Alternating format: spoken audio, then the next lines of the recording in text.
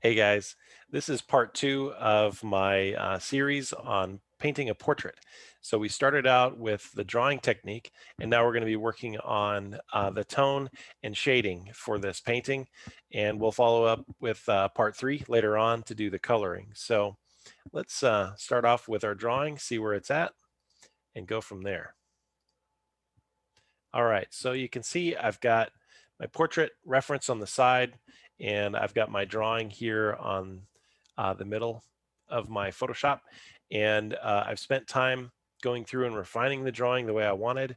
And I tend to do this line art style where I have kind of a limited line. I haven't really done shading or anything like that. I'm going to leave that to this next step, which I'm going to show you. But I do the outlines in a way that suits the figure. So here we have this portrait. She's looking off to the side, and I've added the detail as needed. So the next step is to kind of set a tone for the image. Now, this can be done in a variety of ways, but for myself, I prefer to stick with kind of a gray tone, and then later on, I'll worry about color. And the reason I like to do that is I like to work on the highlight and the shadow and work on the contrast of the picture. And if you kind of control that first, then it's easier to colorize the painting. If you try to do it all at once, like you try to do color, shading, highlight all at once, for me, it gets away from me. The painting just doesn't stay together. So again, I prefer working on kind of a toned shading first, and digitally, gray is fine. I know others might pick a different color tone, but for me, I'm going to go with gray. And so I'm going to just grab a medium gray tone from the swatch palette and drop it into the picture.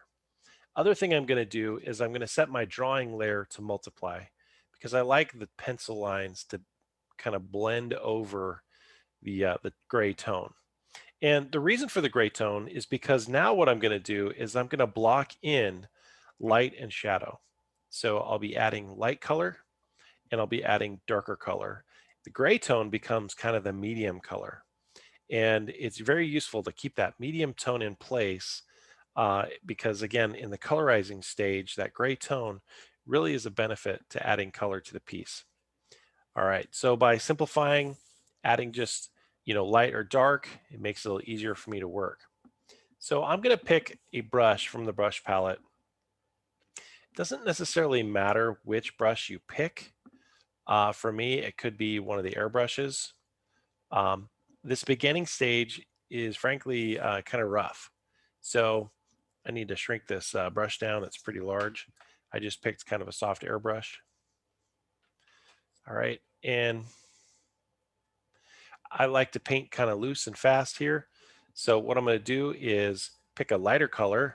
I'm not going to go quite white yet. I'm going to pick a lighter color and just start blocking in where I see color on the picture.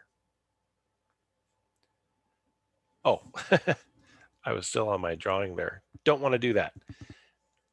In between the drawing layer and the color fill layer, I want to create uh, a blank layer. And I'm going to paint these lighter tones on that blank layer. So I'm just going to kind of block in where I think that bright color tone is going to go. Don't quite like that brush. I'm going to pick something else here. Maybe soft round. We'll do it. Yeah. There we go. And just kind of block it in. Again, not worried about being perfect. Just kind of putting in tones where I think they're going to go. Whole shirt is pretty much light. I like doing this as kind of a rough, brush stroke first. I don't like being super deliberate about this, and it'll kind of come together a little bit later. You'll see as I start to blend. For now, again, I'm just trying to drop in bright spots where they should go. I'll go ahead and do a little in the background.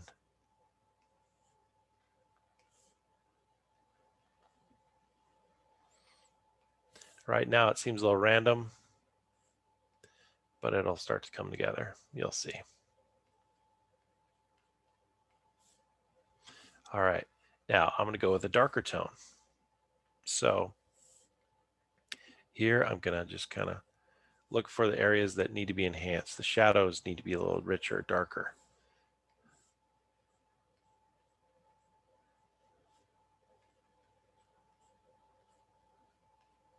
Again, not concerned about being perfect at this stage of the game. Just kind of dropping it in.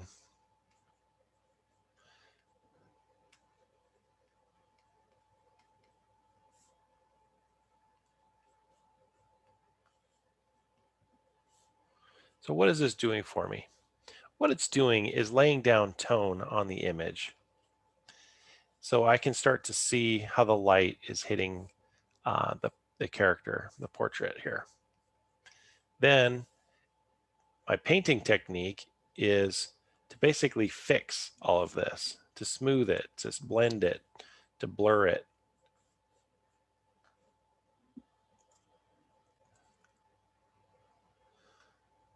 To enhance it.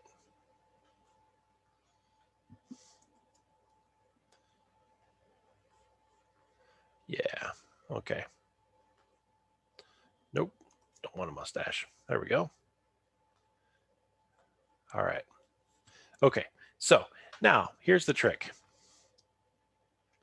Once you get back to this, what I like to do is, after I've got kind of these bold lines in place, bold color in place, now we're going to start getting into my painting technique.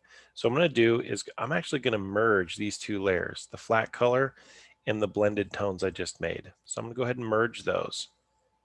So I'm going to select both of them in my layer palette and merge them into a flat rasterized layer. And this is where I start to have fun.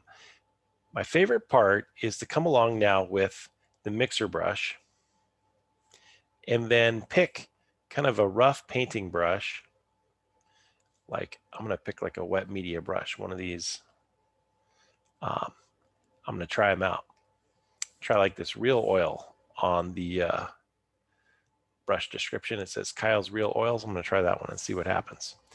Because I'm using a mixer brush, what's happening is this is going to smear and stretch the gray tones I just painted.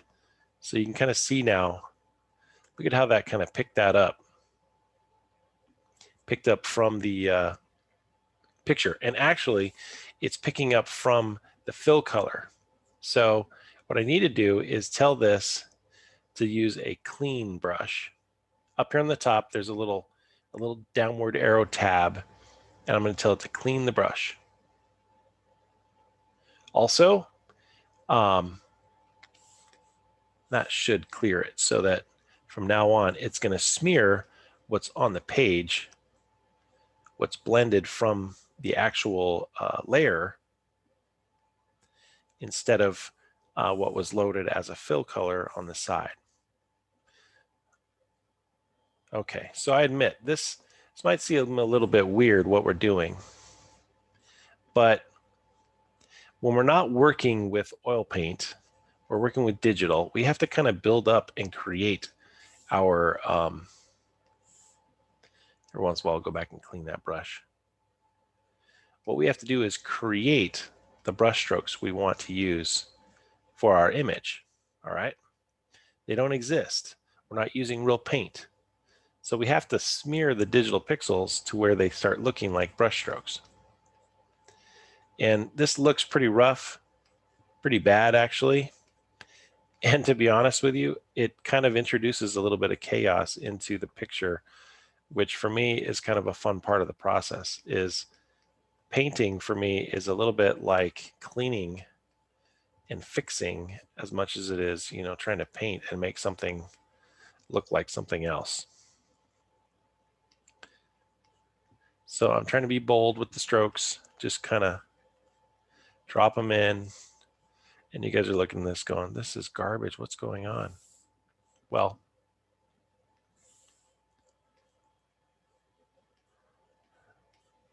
you know what I just changed is I put this little slash mark through the brush, and that basically tells this to clean as I go. And actually I want that setting because what I want is this brush to pick up from the picture. I don't want it to adopt the swatch color and make it muddy and dirty. And so now it's reacting a little bit better. Okay, so what I'm doing is I'm trying to chisel in the planes of the face. So I'm going to make this a little more obvious here. Here on the cheekbone is kind of a plane of her face. Here along the bridge of her nose is another plane that's pretty obvious, and it's brighter than the gray tones around it. That kind of goes up over her eyebrow into her forehead. So I'll widen my brush here and kind of clean up this area.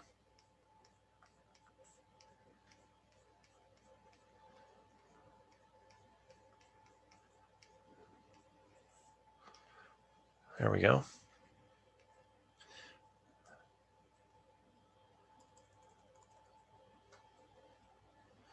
Now I'm trying to work a little bit on the nose. So what you see going on here is I prefer a painterly look when I'm doing a digital painting. I like seeing brushstrokes. That's something that is really cool to me. So I've always worked in a method of trying to make my digital brushes look like real paint, which is ironic because I do a lot more digital painting than I ever do traditional painting. But my goal is to make this look like there are real legit brushstrokes on the page. You may prefer a totally different look. You may prefer a more airbrushed or smooth or penciled look. Totally fine. You can adapt this method to whichever way you want to go. It just depends on the brushes you're going to be using. So for me, I'm using the oil brush, trying to introduce some brush strokes into this painting. But you could use airbrushes to do this.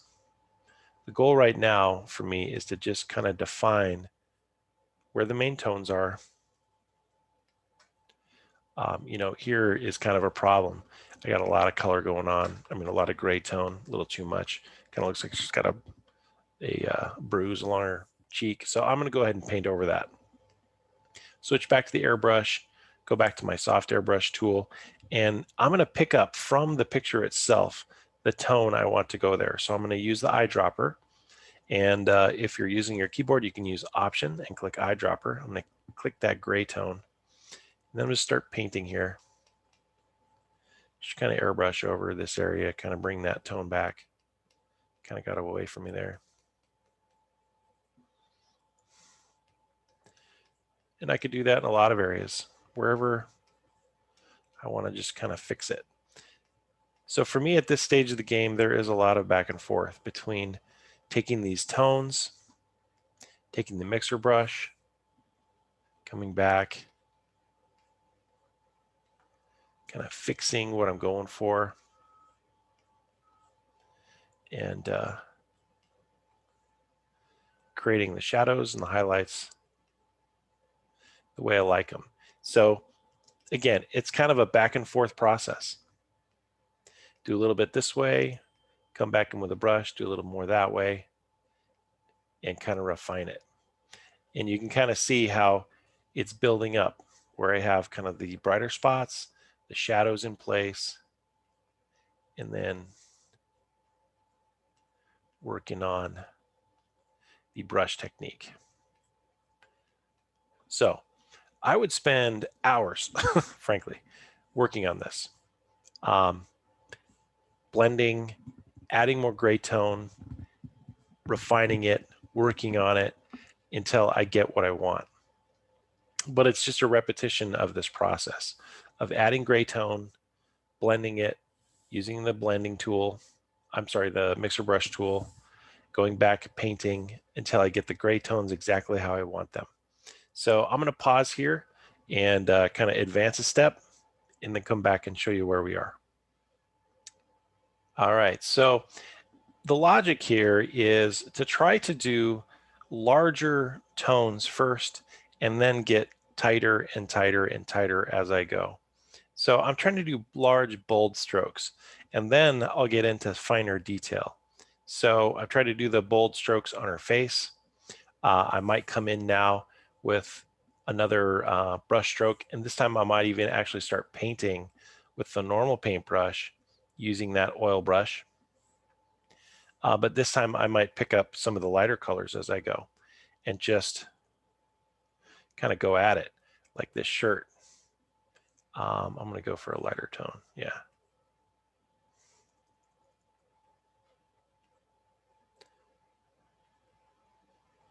Not going to worry too much about the pineapple and palm tree. Just this moment. Worry about that later. Just trying to drop in some of this color. These brushes have just a tad bit of a lag, which is a little annoying. All right. So drop in some light color.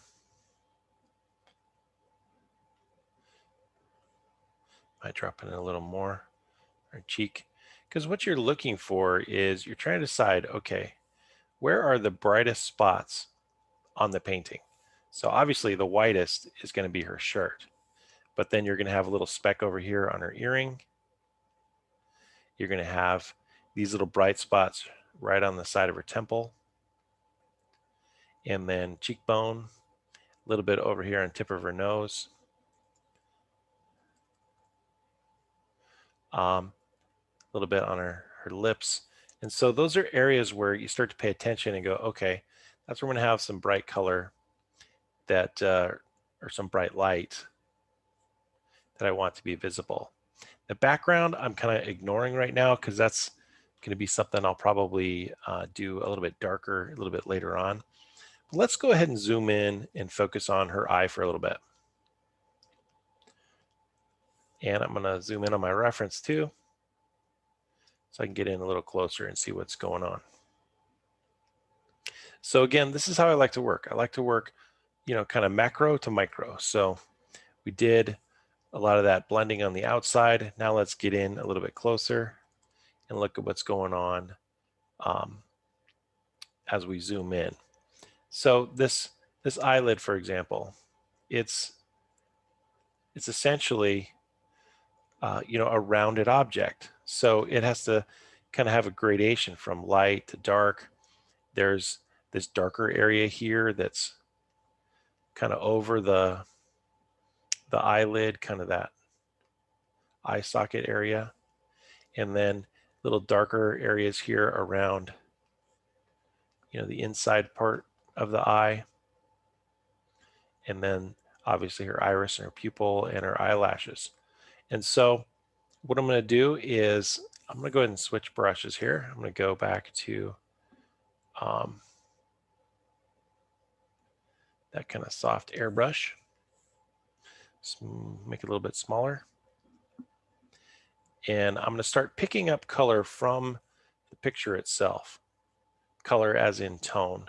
So I'm just going to start kind of rough painting in areas. I don't like that brush. Pick a different one. Go with that basic soft airbrush. There we go. I need this darker tone here on the edge. Maybe a little bit darker here. Okay, enhance that area over the eyelid. And I'm not afraid to get the tones in there. I'm not too worried about it being perfect. This stage, really, it's okay to make mistakes as you go because we're going to fix them. That's why that blending brush comes in handy. This technique, I don't have to be perfect from the beginning. I just kind of let it evolve and develop as I go.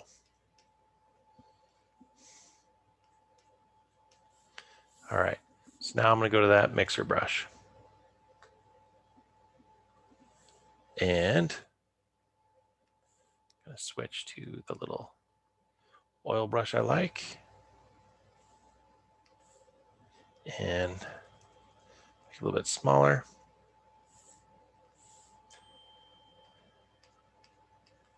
And start smudging and smearing.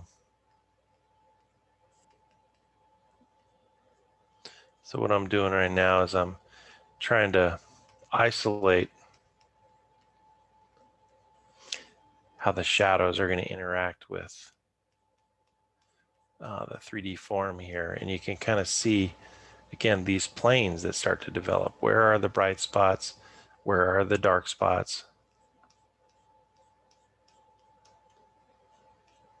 You break those down into a little bit of little splotches of shadow, splotches of color.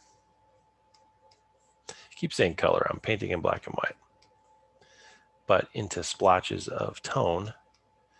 And then you can start to carve out. Carve is a good word for this. I'm starting to carve the paint. Okay, and then sometimes I'll go back with that airbrush, smooth things out. So I might pick up a tone right here and smooth it out a little bit.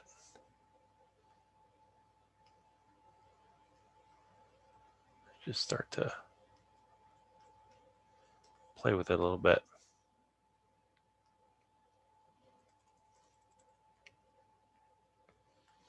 Again, the shortcuts I'm using, I use the bracket keys to make my brush larger or smaller.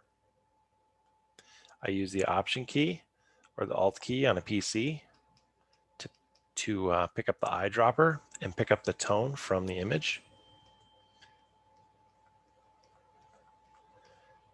I'm using the airbrush and the other brush to just kind of paint as I go. So you can kind of see how the eye now that I've kind of played with it a little bit, added a little shadow, tried to look for the highlight, look for the deeper, richer, darker spots, is starting to have a little more form to it. And again, there's a lot of back and forth in this process. I do this kind of bold chiseling for a while, and then I might go in with the airbrush and smooth a little more. And then I'll go chisel again and smooth a little more, chisel, smooth, and kind of use that mixer brush to create the value and the style and the brush stroke that I want.